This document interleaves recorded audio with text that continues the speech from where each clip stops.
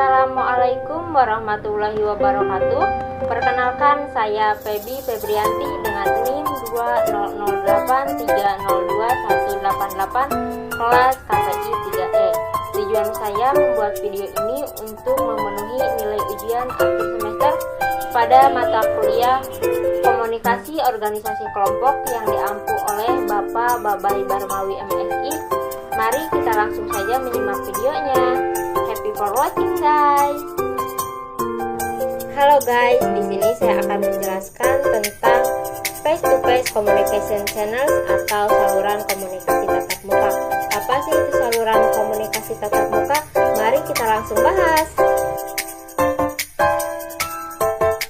Komunikasi tatap muka adalah suatu bentuk komunikasi yang mempertemukan secara tatap muka pihak komunikator dan komunikasi, atau komunikasi langsung di mana komunikasi tersebut dilakukan oleh komunikan dan komunikator dengan ruang dan waktu yang sama. Komunikasi tatap muka melibatkan seseorang yang berbicara langsung kepada audiensi atau mendengarkan ketika audiens berbicara. Komunikasi tatap muka menawarkan kesempatan untuk umpan balik audiens langsung.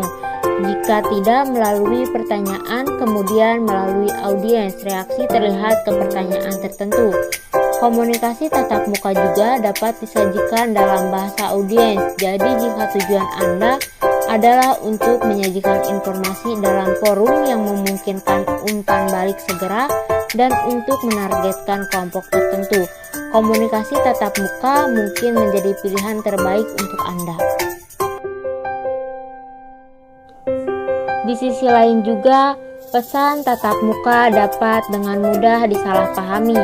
Penonton mungkin terlalu kewalahan atau bermusuhan untuk mengajukan sebuah pertanyaan yang akan memperjelas kesalahpahaman. Khususnya penonton yang marah dapat membuat presentasi di forum politik dan pada umumnya menolak untuk mendengarkan. Presentasi lisan sendiri juga tidak memberi audiensi apapun untuk merujuk nanti. Jadi jika Anda memiliki halayak yang sangat marah atau orang yang membutuhkan informasi jangka panjang, komunikasi tatap muka mungkin tidak cukup memuaskan. Komunikasi tatap muka mencakup berbagai kegiatan, yaitu diantaranya yang pertama interaksi. Contohnya profesional perawatan kesehatan kepada pasien, karyawan ke karyawan, tetangga ke tetangga. Yang kedua, pengaturan kelompok kecil, berbicara sebelum klub, masyarakat, dan organisasi. Yang ketiga, pembicara. Yang keempat, tur fasilitas. Yang kelima, demonstrasi kegiatan yang terkait dengan pencegahan, analisis, atau pemantauan risiko. Yang keenam, presentasi video. Yang ketujuh, wawancara audiens untuk menimbulkan perhatian atau persepsi. Yang kedelapan, pameran informasi. Dan yang terakhir, situasi belajar formal yang besar.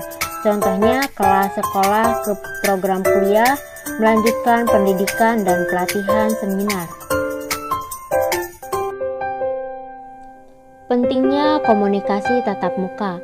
Berkomunikasi secara tatap muka, seseorang akan lebih sungkan untuk menolak atau membantah permintaan dari kita karena melihat ekspresi wajah secara langsung. Selain itu, komunikasi tatap muka juga mengajarkan kita bagaimana berbicara santun kepada orang yang lebih tua, membantu mengembangkan kecerdasan emosional serta pembentukan sikap dan karakter kita. Maka dari itu sangat diperlukan komunikasi tatap muka agar kita menjadi manusia yang bisa menghargai akan perbedaan dan pendapat.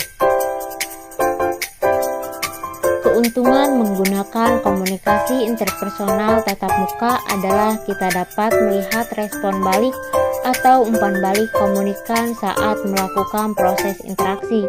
Jika umpan balik yang diberikan bersifat positif, maka pesan kita dapat diterima dengan baik oleh komunikan.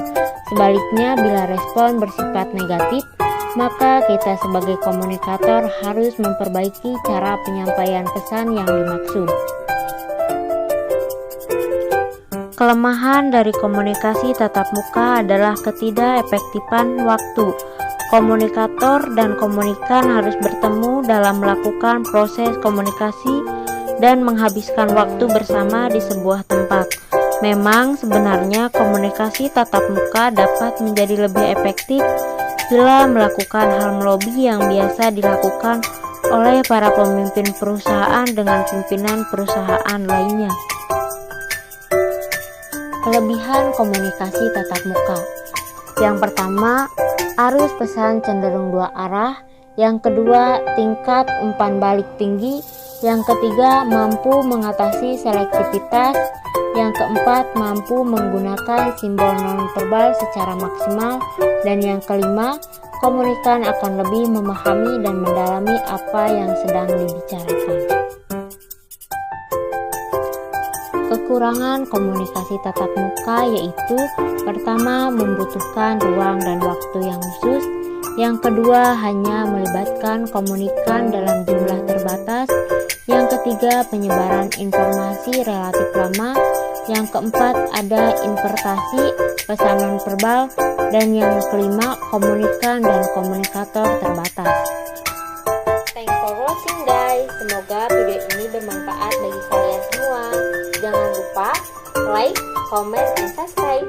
See you!